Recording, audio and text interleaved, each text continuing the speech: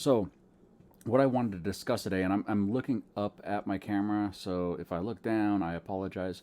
What I want to get into today is wetsuits. Now, I am a newbie surfer, part time kook, so I'm going to say that on myself because I've only been surfing about a year, and I really wouldn't call myself a surfer at this point. I'm more like I go surfing.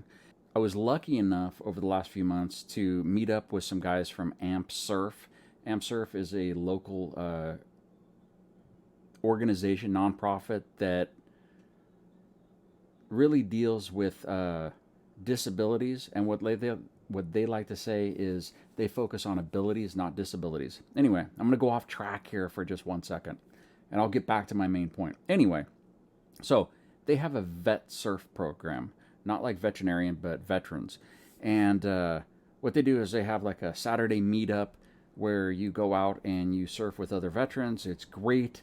And I've been doing that for several months. They've taught me a lot more than I could learn on my own via YouTube or even going to a surf clinic, just because these guys are in the know. They're out there surfing all the time. They're locals in the local Pismo Beach area. And they've told me definitely what not to do and what could improve. And so I've been able to learn a lot from them. Now, what that brings me to is I'm getting to the wetsuit part here in 1 second. So if you need to, fast forward to that if you don't want to listen to my jargon and stuff. So I went out originally and I purchased a wetsuit just off of whatever the person at the surf shop sold me. And I'm going to get to the Amp Surf and all that in 1 second. I'm going to tie it all together, I promise. So when I originally started, there was no intention to go surfing. It was during COVID, the beginning of it, and my kids wanted to get out in the ocean a little bit because there wasn't anything else going on and the oceans were still open. So I went to Morro Bay. I figured that surf shop there was maybe a little bit lower priced than one of the couple local ones around here. And I went in, told them what size I needed, and they fitted me with a Buell wetsuit. And so the only thing I had ever heard of Buell before was like motorcycles. I didn't know. I thought it was maybe the same company. Come to find out, it's not, totally separate. And tried this thing on in this little tiny small fitting room. Seemed to fit fine. It was a 4.3, I believe, R1 wetsuit. And know nothing about it. He recommended a front zip. It'd be more comfortable. And that's what I went with. And so went out boogie boarding a few times and realized real quick that the ocean in the central coast of California is cold pretty much year round, even if it's hot outside. We're talking 50 to 60 degrees, somewhere in that range. And that wetsuit was totally fine. The 4.3, totally fine, never had an issue with it. Subsequently went out and bought some booties and some gloves and have enjoyed everything since. No issues whatsoever. Until this last weekend. So this last weekend, Amp Surf, and that's me bringing Amp Surf back into it, I told you I would, had the, I'm not going to ruin this name. It is the Pismo Beach ISA World Para Surfing Championship.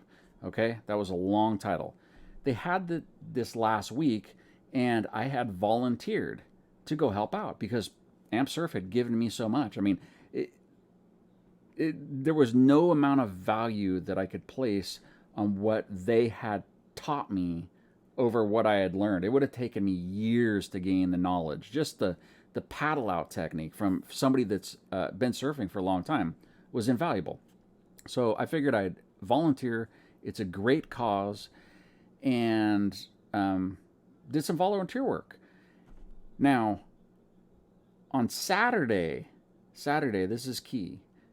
It was really cold in Pismo Beach. I want to say, and I could be wrong, so if you look up the weather, I might be off for a few degrees, but let's just say it was low 40s, 38, 39, 40 degrees in Pismo Beach. And it was cold outside. I had a ski jacket on, I had my wetsuit, and I showed up to the event to help do some setup. And then I was going to do a little water safety. Now, I have some experience swimming in the past and very comfortable in the water. Not so comfortable at surfing. So, I was one of the first ones to go in the water where I positioned myself underneath the pier in case somebody hit the pier or something like that on one of the divisions. And so I was in the water probably around 6:55 in the morning. So water was cooler, probably I'm guessing around 53 degrees, and it was pretty cold outside. Like I said, sun had just barely come up and it's probably low 40s, high 30s. And I was fine. I was fine at first. But about 25 minutes into it, when I got pulled out, I was like ice. I was like total ice. I was freezing. I should have had different booties, the gloves. I won't even get into all that. Now, the Buell wetsuit has always performed great. It's a 4.3. It's meant for those temperatures. And I've loved it. I've loved it. And that got me started to think, I want to buy a colder weather wetsuit. So I was looking at the 5.4s and things, and the stuff from O'Neill. I think it's like a Psycho, whatever. Anyway, I'm not going to claim to know everything about surfing or wetsuits or everything. There's people with way more knowledge than me. Here's what I'm getting at. I was thinking about getting a Buell wetsuit. Totally. I was like, oh, I'm sold on Buell. Okay? But about the last week, something started happening, even right before the competition. So I don't know if it's common with wetsuits and what their longevity is, but I would assume that if you follow instructions, you don't leave it out in the sun for extended periods of time, and you rinse it after every use, that it would hold up a little bit better. That has not been the case. The wetsuit material on the outside, and I'm going to show some video right here, so I'm going to talk over it. The wetsuit material on the outside has held up perfectly. I don't really notice any issues. In fact, I would assume that it's going to last for many more years. I've brushed up against stuff. It hasn't cut. The zipper is perfect. It's sealed nice. Gets a little bit of water in there if I duck dive or stuff like that. But where I have the issue is the lining on the inside. Now, the lining on the inside, it looks cool. It's got the little happy faces on the knees, and it's made getting in and out of the wetsuit easier. And the reason I know that is, even though it's my real first wetsuit, is that my kids have wetsuits, and it's a pain to get them on and off the kids, even with socks on. But this wetsuit goes on and on easy because of the lining. The problem is I think I've only had the wetsuit maybe a year, and the lining, as you can see, is already pulling away. I mean, in big amounts.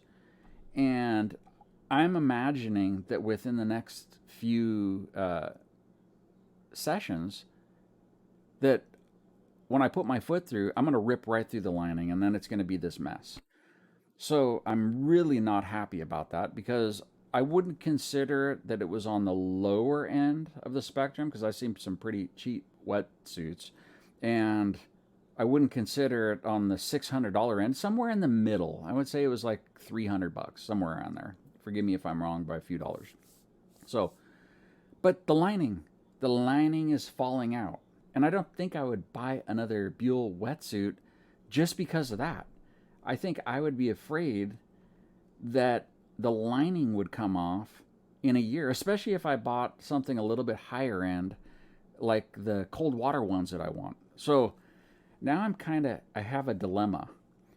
I know that I'm going to be involved with Amp Surf some more, and I know I want to volunteer and give back to that organization. And I know that requires me to sit in the water without moving for long extended periods. And I know I have to buy a thicker wetsuit. But that thicker wetsuit, I don't want to wear year round. So now it looks like I have to buy 2 wetsuits and booties and new gloves. So the booties and gloves, that's not a big issue because I wasn't really happy with what I have now. Hindsight's 2020. I should have bought a little bit smaller of the booties and maybe a little bit warmer. I just went in, grabbed what I thought was good, and they're nice. They're nice. They just froze my feet off in those temperatures.